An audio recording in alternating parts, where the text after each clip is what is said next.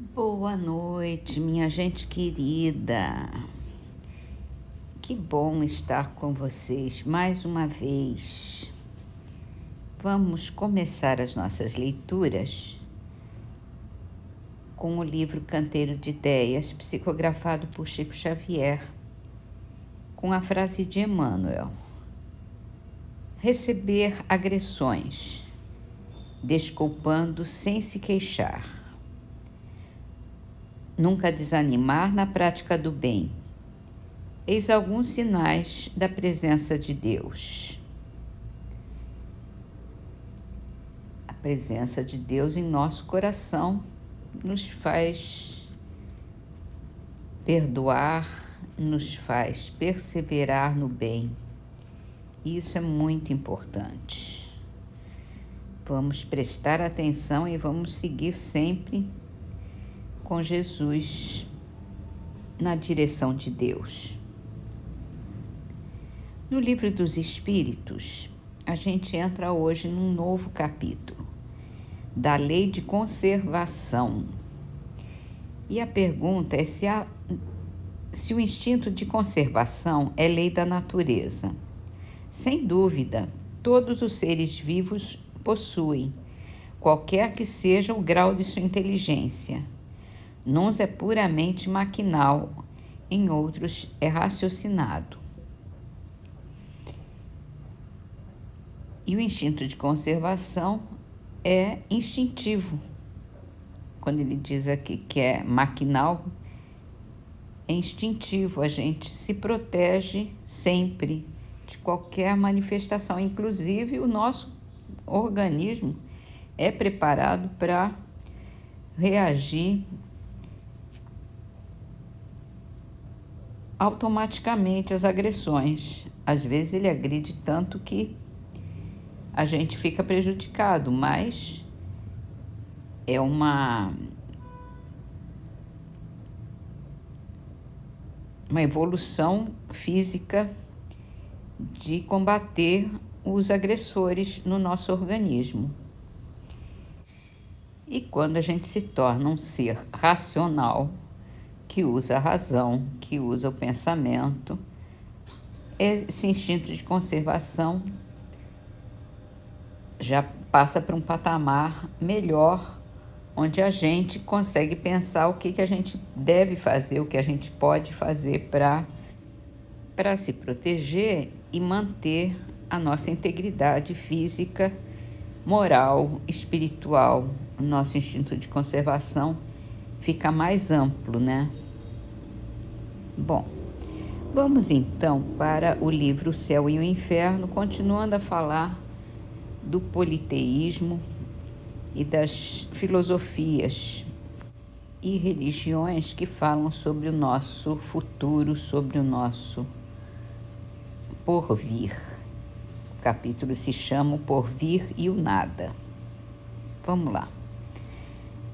Além disso, pode-se fazer essa objeção. Todas as gotas d'água tomadas ao oceano se assemelham e possuem idênticas propriedades, como parte de um mesmo todo. Então, por que as almas tomadas ao grande oceano da inteligência universal se assemelham tão pouco? Porque o gênio e a estupidez, as mais sublimes virtudes e os vícios mais ignóbeis. Porque a bondade, a doçura, a mansuetude ao lado da maldade, da crueldade, da barbárie. Como podem ser tão diferentes entre si as partes de um mesmo todo homogêneo? É a educação que a modifica? Nesse caso, de onde vêm as qualidades inatas, as inteligências precoces, os bons e os maus instintos, independente de toda educação e tantas vezes em desarmonia com o meio no qual se desenvolvem? Não resta dúvida que a educação modifica as qualidades intelectuais e morais da alma. Mas aqui ocorre uma outra dificuldade. Quem dá essa educação para fazê-la progredir? Outras almas que, por sua origem comum, não devem ser mais adiantadas.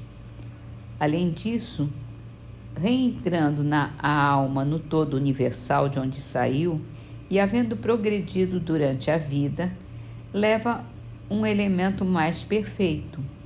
Daí se infere que esse todo se encontraria, pela continuação, profundamente modificado e melhorado, assim como se explica saírem incessantemente desse todo almas ignorantes e perversas. E aqui ele já dá o pontapé inicial aí para ver que essa filosofia do panteísmo, que diz que a gente sai de um todo universal e depois que morre volta para esse todo universal, a gente só existe individualmente durante a nossa existência, é realmente pueril e sem lógica, né? E ele vai continuar falando disso nas próximas leituras. Por agora, vamos terminar as nossas leituras de hoje com a trovinha de Mariana Luz, do livro Trovas do Mais Além, psicografado por Chico Xavier. Ama, tolera, desculpa. Ressentimento no peito acaba em veneno oculto que mata de qualquer jeito. Então, vamos para a nossa prece com a mensagem de Emmanuel, do livro Luz no Lar, psicografado por Chico Xavier. A história do bom samaritano, repetidamente estudada, oferece conclusões sempre novas. O viajante compassivo encontra o ferido anônimo na estrada. Não hesita em auxiliá-lo. Estende-lhe as mãos, pensa-lhe as feridas, recolhe-o nos braços sem qualquer ideia de preconceito. Conduz ao albergue mais próximo, garante-lhe a pousada, esquece conveniências e permanece junto dele enquanto é necessário. Abstém-se de indagações. Parte ao encontro do dever, assegurando-lhe a assistência com os recursos da própria bolsa, sem prescrever-lhe obrigações.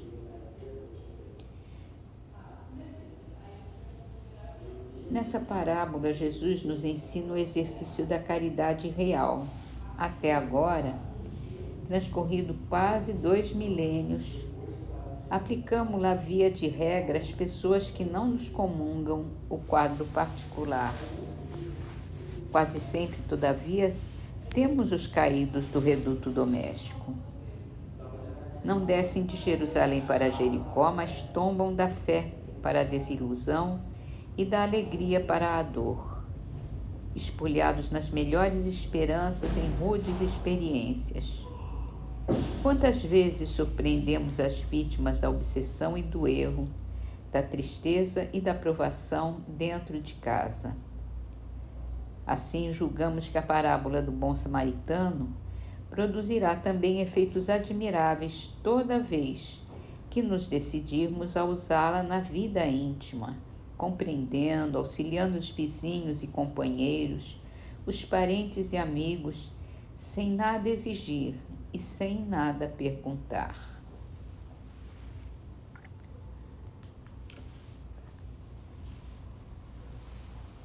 E aí nós temos essa grande lição que muitas vezes esquecemos no nosso dia a dia, nas relações mais íntimas, mais próximas, sempre perscrutando, julgando, muitas vezes condenando até, quando deveríamos olhar para o nosso próximo mais próximo, que está ao nosso lado quase todo o tempo, que nos pede ajuda, que tem uma porção de defeitos, que tem uma porção de problemas que nós conhecemos, com quais nós convivemos, e nós não somos capazes de nos comportarmos como verdadeiros caridosos, como Jesus nos ensinou, a dar sem olhar, sem perguntar, sem julgar, a nos doarmos de corpo e alma, com todo o nosso amor, com todo o nosso carinho, ajudando o máximo possível, principalmente com o nosso amor, com a nossa compreensão, com a nossa compaixão.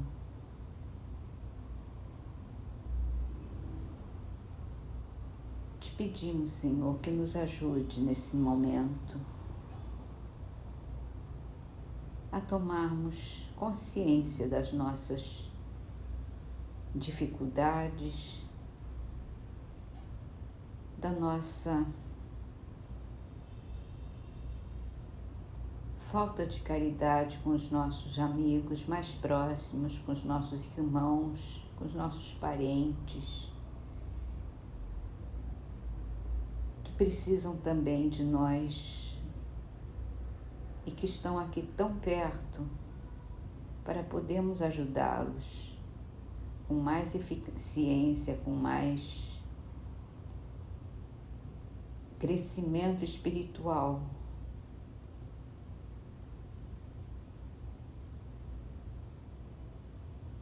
Obrigada, Senhor,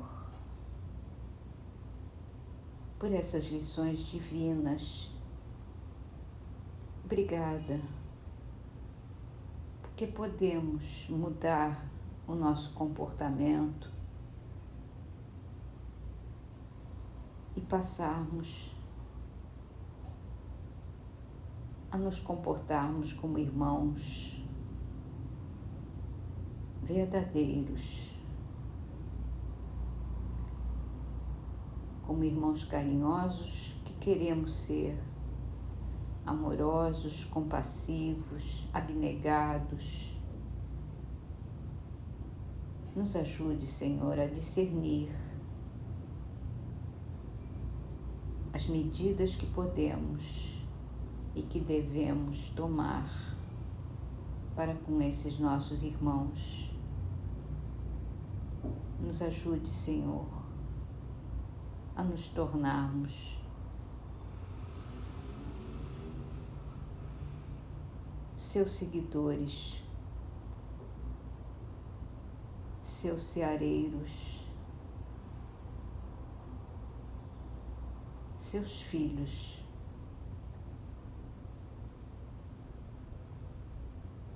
que querem muito chegar a Ti, Senhor, pela estrada do bem, pela estrada do amor.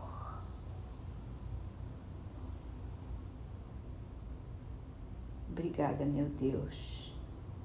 Abençoa-nos a todos com a sua luz, com o seu amor, nos ensinando a justiça, nos ensinando a benevolência, para que possamos conquistar a nossa paz interior. Assim seja, Senhor.